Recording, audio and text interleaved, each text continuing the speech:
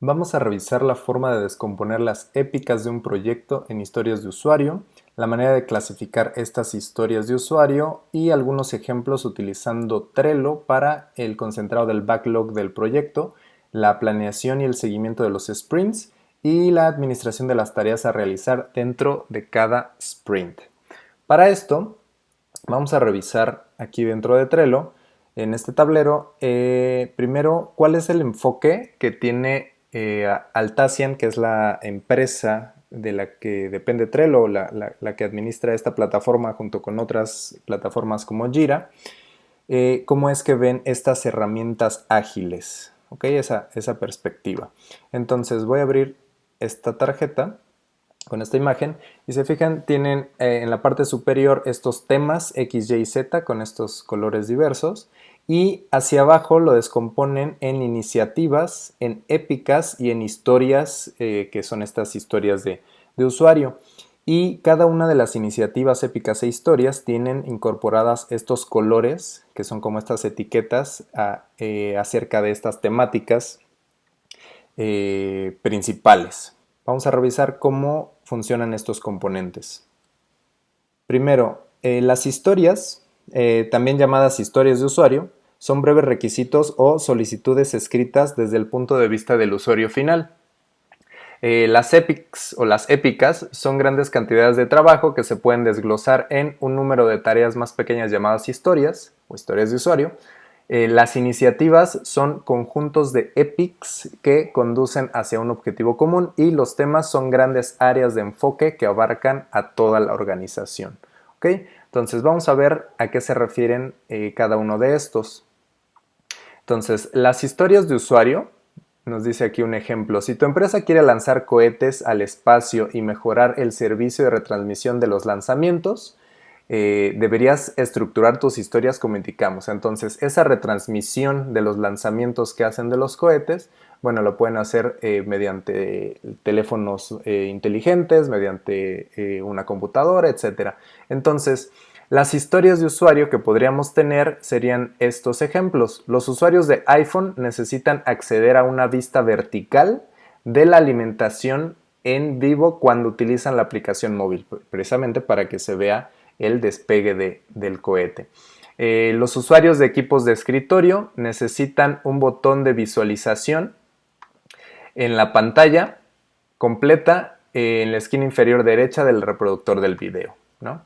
Y los usuarios de Android deben estar vinculados al App Store. Digamos, estos serían unos ejemplos de historias de usuario. En caso de que la épica pudiese ser mejorar el servicio de retransmisión de lanzamiento del primer trimestre. Esa podría ser nuestra épica, de la que estaríamos trabajando en esos 3 meses en diferentes sprints, y algunas historias de usuario podrían ser estas en las que estaríamos trabajando y habría que priorizarlas de alguna manera. Después, en las épicas vamos a ver la diferencia con una iniciativa. En este ejemplo, imaginemos que tu empresa de naves espaciales quiere reducir el coste por lanzamiento en un 5% este año. Y nos dice, es un fantástico ajuste para una iniciativa, ya que ningún EPIC por sí solo podría alcanzar un objetivo tan ambicioso. Es decir, el reducir en un 5% los costos de esta compañía por estos lanzamientos implicaría mucho trabajo, mucho tiempo y muchas tareas a realizar. Entonces, una épica por sí sola sería incapaz de lograr un objetivo tan amplio. Pero sí podríamos dividir esta iniciativa en algunas épicas como las siguientes. Reducir el consumo de combustible en la fase de lanzamiento un 1%. Otra sería aumentar los lanzamientos por trimestre de 3 a 4 y bajar todos los termostatos de 22 a 21 grados centígrados. Entonces, la diferencia entre estas iniciativas y las épicas puede considerarse como también el tamaño que pueden tener estas. Podemos ver también un ejemplo en la relación que tienen las historias de usuario con las épicas en estas metodologías ágiles con las historias y épicas en el cine o la literatura. Una historia es una narración sencilla, pero una serie de historias relacionadas e interdependientes conforman una épica. ¿Sí? Lo mismo se aplica en este caso para la gestión del trabajo, donde la finalización de las historias relacionadas unas con otras conducen a la finalización de una épica. Y en este caso, las finalizaciones de las épicas nos llevarían a una finalización de las iniciativas. ¿Ok? Y ahora, ¿cómo se relacionan, en este caso, las iniciativas con los temas, que son los que estaban hasta arriba, los que estaban en colores? Entonces nos dice, las iniciativas son conjuntos de épicas. Los temas son etiquetas que realizan el seguimiento de objetivos generales de la organización. Las iniciativas tienen un diseño estructural, es decir, albergan épicas y la realización de estas épicas conducirán a la finalización de la iniciativa. Los temas son una herramienta organizativa que permite etiquetar elementos del backlog, epics e iniciativas para comprender qué trabajo contribuye a qué objetivos de la organización. Los temas deberían inspirar la creación de las epics y las iniciativas, pero no tienen una estricta relación de uno a uno con ellas, ¿sí? No están directamente relacionadas así, tal cual que uno vaya hacia uno específicamente. Un tema para una empresa, en este caso del ejemplo de las naves espaciales, sería algo como la seguridad ante todo, ¿ok? Eso sería un tema, la seguridad ante todo, que abarca tanto a las iniciativas como a las épicas, como a las historias de usuario, enfocado en, ok, hay que revisar que siempre nuestras decisiones vayan enfocadas en la seguridad ante todo. Y Altacian da un ejemplo interno. Dice, uno de nuestros temas de este año es trabajo abierto. Esto es un impulso, esto es un impulso final hacia una mayor transparencia, tanto dentro como fuera de la empresa. ¿Ok? Entonces ese trabajo abierto abarca, pues no solo, digamos, es un objetivo de la organización y abarca tanto las iniciativas como las épicas, como las historias de usuario. ¿Ok? Ahora bien, se puede revisar toda esta información en el enlace que está hasta abajo de esta tarjeta. Ahora bien, vamos a revisar en específico de las épicas y de las historias de usuario, el tamaño que deben tener esas historias de usuario que pueden tener, se pueden clasificar de diferentes maneras, sobre todo por el tamaño que puedan tener relativo a otras historias de usuario. Entonces, partiendo desde la parte superior de la iniciativa, y que esta vimos que se divide en épicas, y a su vez estas épicas se dividen en historias de usuario, y a su vez las historias de usuario se dividen en subtareas. Entonces, ¿cómo puedo yo clasificar estas historias de usuario? Si se fijan aquí, tengo estas dos de este tamaño y aquí solamente tengo una, pero que pareciese evidentemente más grande, tal vez del doble del tamaño de estas. Y aquí en esta otra tengo 3 historias de usuario con tamaños más pequeños. Entonces, ¿por qué unas son más grandes que otras? Y no nada más para que quepan en este diagrama, ¿sí? Para que quepan 1, 2 o 3, sino cuál es la relevancia de clasificar estas historias de usuario en esas proporciones, en esos tamaños. Vamos a revisar cómo lo podemos clasificar y cómo se van desglosando estas épicas en las historias de usuario. Entonces, primero vamos a ver una descripción de qué son estas, de cómo se escriben las historias de usuario. Entonces dice, definición de listo, es decir, cuando está terminado. La historia suele estar lista cuando el usuario puede completar la tarea descrita, pero debes asegurarte de definir lo que representa completarla, que todos tengan la misma definición de completado o listo. Describe tareas o subtareas, decide qué pasos específicos deben completarse y quién es el responsable de cada uno de ellos. Vamos a ver cómo lo podemos hacer aquí en Trello. Perfiles de usuario, para quién, si hay varios usuarios finales, considera crear varias historias, ¿ok? Pasos ordenados, escribe una historia para cada paso en un proceso más grande. Escuchar el feedback, habla con los usuarios y capta sus problemas o necesidades en lo que dicen. No es necesario tener que estar adivinando las historias cuando puedes obtenerlas de tus clientes. Por eso es muy importante el escuchar justamente esa retroalimentación por parte de los clientes o los prospectos. Y el tiempo es un tema delicado. Muchos equipos de desarrollo evitan hablar sobre el tiempo y en su lugar confían en sus marcos de trabajo de estimación. Dado que las historias deberían completarse en un sprint, aquellas que pueden necesitar semanas o meses deberían dividirse en historias más pequeñas o considerarse una épica independiente. ¿Ok? Entonces, en la cuestión del tiempo es importante y sobre todo la clasificación hacia la complejidad que puedan tener estas historias para poder lograr finalizar estas historias de usuario. ¿Cuál es la complejidad? Vamos a ver algunos ejemplos que tenemos en esa clasificación. Nos dice, se clasifican las historias en función de su complejidad o tiempo hasta su finalización. Se pueden tener por tallas de camisetas, que en este caso, pues muy sencillo, esas tallas que pueden tener a lo mejor extra chica, chica, mediana, grande y extra grande. En esas 5 categorías podríamos clasificar esas historias de usuario como las que mencionábamos acá. A lo mejor algunas, esta podría ser chica, esta podría ser mediana, esta podría ser grande, tal vez, si lo clasificáramos de esa forma. Con las tallas de las camisetas. Otra manera es mediante la secuencia de Fibonacci. ¿Qué es la secuencia de Fibonacci? Bueno, es esta secuencia que creó o descubrió este matemático italiano del siglo XIII, no confundir con, que se llama Leonardo de Pisa, no confundir con Leonardo da Vinci, que era de otro lugar y del siglo XV, no del siglo XIII.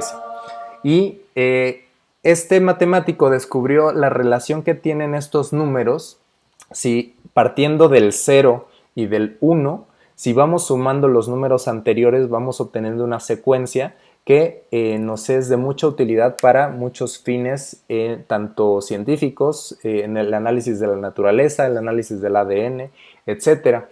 Entonces, si sumamos 0 más 1, nos da 1.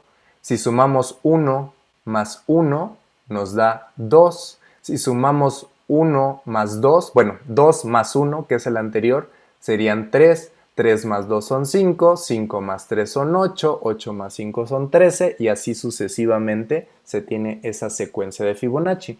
Entonces, con fines de clasificar a las tareas podríamos tener, tal vez en este caso, el tener tareas con una porción de 1, 2, 3, 5 y 8, ¿sí? Podemos tener una idea más o menos de la complejidad que puede tener esa tarea a comparación de otras tareas, y no tanto por el tiempo específicamente, sino por la complejidad, porque tal vez el tiempo puede ser relativo dependiendo de la persona o el equipo que está desarrollando esa tarea. Pueden tardarse menos las personas que tienen una mayor experiencia, ¿sí? Ellos pueden considerar que es más rápido hacer esa tarea, porque pues ellos lo pueden hacer más rápido que alguien con menos experiencia. Por eso habría que clasificar más hacia la complejidad que hacia el tiempo, ¿ok? Entonces esa es otra manera de clasificarlas, asignándole en lugar de extra chico, chico, mediano, grande y extra grande, podemos ponerle 1, 2, 3, 5, 8. Y una tercera forma de hacer esto es mediante la Planning Poker o el Scrum Poker, que es una combinación tal vez de estas dos ideas anteriores y la metodología Delphi, ¿sí? Que esa metodología Delphi en la que una serie de expertos en un tema nos dan sus aportaciones en unos cuestionarios independientes, es decir, las respuestas que tiene un experto no se ven influenciadas por las respuestas de otro experto hasta llegar a un consenso. Por eso esta metodología de Planning Poker se parece a esa metodología Delphi. Vamos a ver a qué se refiere. Aquí se utiliza justamente tarjetas tipo póker, y estas tarjetas parten como la serie de Fibonacci, justamente, nada más que aquí también hay una tarjeta que representa la mitad de 1. Entonces parte de 0, un medio, 1, 2, 3, 5, 8, 13. Bueno, aquí ya lo redondean a 20 y a 40.